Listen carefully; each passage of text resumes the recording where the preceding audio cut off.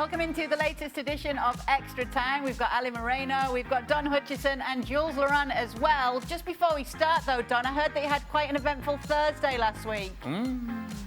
Yes, very eventful. So one day last week, Thursday, my lad who's 20 went in for his knee operation.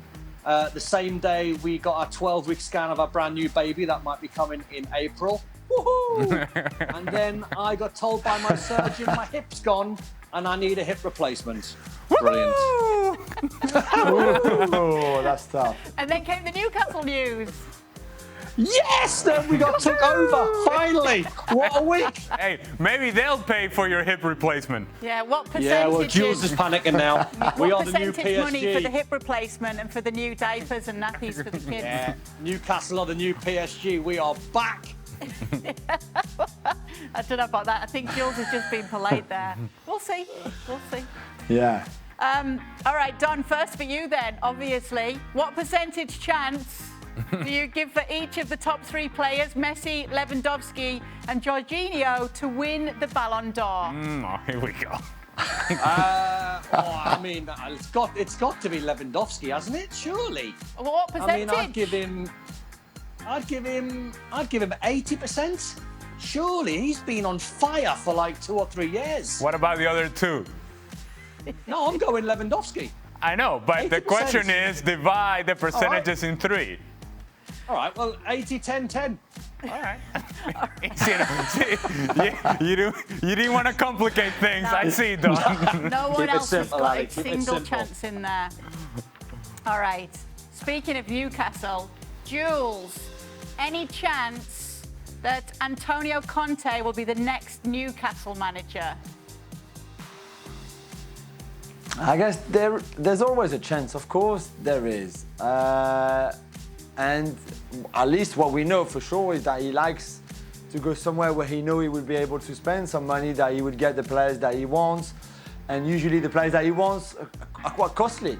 So on that point, why not? On the rest, I think, no offense to Newcastle and to Don Hutchison and all the Geordies and all of that, or certainly the ones who support Newcastle United, I would think that to go back into management now after what happened, after leaving Inter Milan, he will aim for something bigger, for a club that is already in the Champions League, for example, that can compete straight away for titles and Champions League trophies and that kind of stuff, more than being at the beginning of a project at Newcastle, which looks great on paper with all the money, but you still don't know what the next 5 years, for example, will offer. So, of course it's possible, but I'm quite skeptical that someone like him would accept a job like that. Don, who do you want?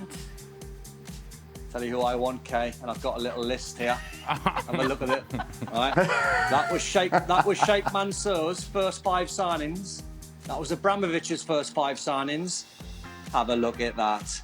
Coutinho, Icardi, Rudiger, Koulibaly, Lautaro Martinez, Antonio Conte. Pay the guy. Pay him. Pay him £1 million Or did you have a week. it ready? What? Have you just made that, or did you already have it ready? Yeah. No, I had it ready. I was just before we came on. I was like scribbling some names. Pay him £1 million a week. Pay him, and he will come. Right. Okay. May want to check the spelling on Coutinho. That's all right. It's, you know, Well, I went simple. I'm going with a little detail. But then I'll say, Coutinho? That's what you're turning to turn it around for Newcastle? Coutinho? Come on.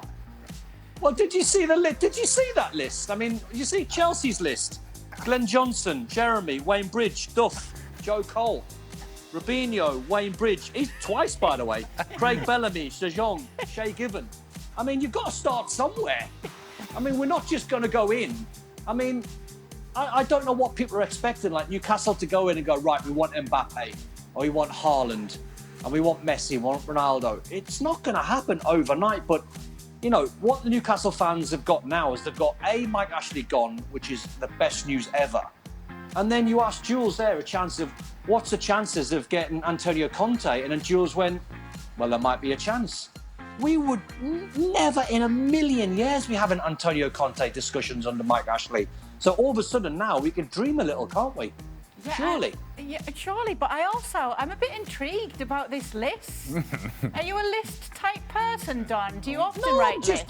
No, I'm more just of a chucking percentage some guy. names. Like, I'm just giving Newcastle fans like a little bit of hope. I mean, okay, you must have seen everything on social media, like the Newcastle fans going crazy outside of St James's Park this week. You must see how like the place within 48 hours has been completely transformed.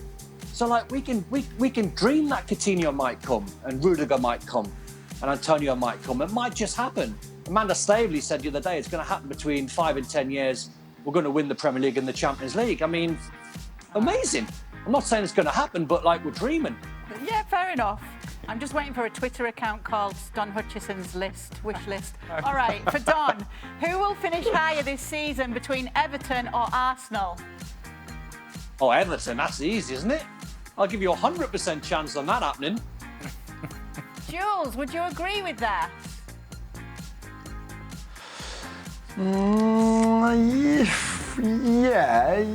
Yeah, I can see that happen. I'm not too as optimistic as Don as the 100%, but certainly they've started better this season. I think Rafa Benitez knows exactly what he wants from that team, and the players know exactly what to do. I think he still will depend a lot on Calvert-Lewin's fitness and his form, and Richarlison as well. But the fact that neither of them plays in Europe, which is a huge advantage. So I can see that happen. Not much higher, but I guess Everton could finish higher than Arsenal. Okay, this is for all of you. I'll start with you, LA. Who was the one player that they think did not achieve their full potential? The one player who did not achieve his full potential. Well, there's a list there. Coutinho is one of them. Robinho, Pato. I could go on. There's been plenty of players that early on they looked like they were going to be world beaters, and then all of a sudden they just disappear. Don? I'm trying to think of some of the Chelsea number 9s that went to Chelsea, and they went through a spate of number 9s where I thought incredible signings, and they just didn't get it done. But I think we all know players, that we've been in training camps with, and you think, right, they're going to go to the very top, and they don't quite achieve it for whatever reason. Could Anelka have done a little bit more? It's funny that you bring him up, when you look because Jules, didn't you see him as a youngster on the way up in a training camp? Yeah, although you can argue that winning the Euros, winning the Champions League, winning the Club World Cup, it's not bad as a player if you're Nicolas Anelka. But yeah, I agree with Don in the sense that I really think that he would win the Ballon d'Or, for example, when I saw him when we were kids. So yeah, no, I can see what Don means by Anelka being up there. He could have had Thierry Henry's career, for example, easily, and instead, it's still, despite everything that he won, it's a bit below for sure. In this side of the world, there's one name that resonates with people, and that is Freddie Adu. People that may not be familiar with Freddie Adu over on the other side of the world, let me tell you something. When this kid first came up, everything about soccer in this country was built around him. And he was given every little bit of coverage, every little bit of time that was allotted to soccer in this country. He was the center of attention, to the point to where at one point I was with the LA Galaxy, and there's a big old, and the freeway, you can see sort of like this board in which they kind of talk about our games or whatever, promote the games for the upcoming week. And it was in LA, we're playing against DC United, where Freddie Adu was playing, and the advertising board said, come watch Freddie Adu take on your LA Galaxy. And say LA Galaxy really little, the big picture of Freddie Adu. And this is in LA. That's how big of the coverage was for Freddie Adu. And of course, as you very well know, the name did not become what it was supposed to become. No, probably one of the most famous, like you say. All right, for Don, I looked at England's starting lineup today, and all the players are still well young and are all world class. Is there any other team that has a better young squad, and are England next in line to win the World Cup or Euros in the next 4 or 6 years? I mean, every time I see a French squad, they seem to have 3 teams that could easily, be their best 11. So the French are sensational. The Germans have got some young players coming through. But you do look at the crop of youngsters that England are producing at the moment. And I think when you look at that team that played tonight, I would even hazard a guess that might be Gareth's C team. I mean, yes, some huge players came off the bench like Grealish, etc. But the depth of squad that he's got to work with is astonishing. And it just goes to show, I think, where the Premier League's at. But I think you can say that about most teams. But I think more so, I think now, the Italians might raise a hand and go, listen, we've got some incredible players like Barella and like Zaniolo, who's just going to be superstars. But I think England, France, I think are the top two at the moment. No Spain. No Spain, no Gavi, Spain. no And Pedri. Spain. Yeah. All right, we'll revisit that one. Okay, for Jules, who do you want to replace the Dutch guy as Barcelona coach? Xavi or Roberto Martinez? That's good. I mean, as long as the Dutch guy goes, I'd be happy. They can bring UK or Ali or Don. I don't care so much. But between the two that you mentioned, I still think that Xavi would be the right guy because, as we've explained many times with Ali, this is a transition year. I mean, not just this year. I think for a while it will be a transition.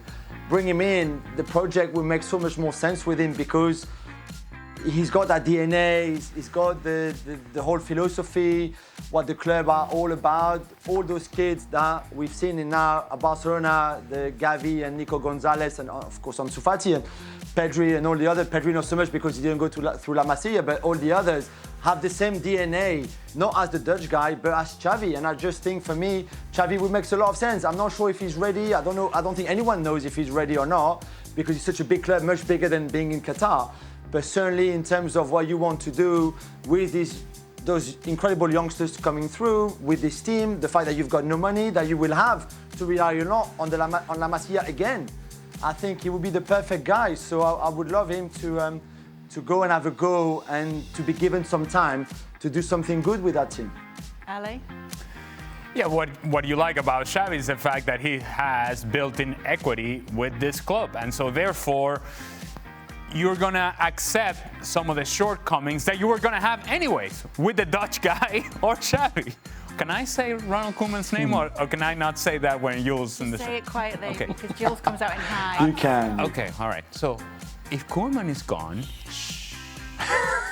right, then even if he were still with Barcelona, you were going to have some difficulties, right? So have those difficulties with the next guy, with Xavi, so that then once you're ready to go once again, once you've reloaded, once you've gotten the players that you want, once you've recovered financially, you've already gone through the struggles and now you're just facing forward. You're not worrying about the growth of Xavi.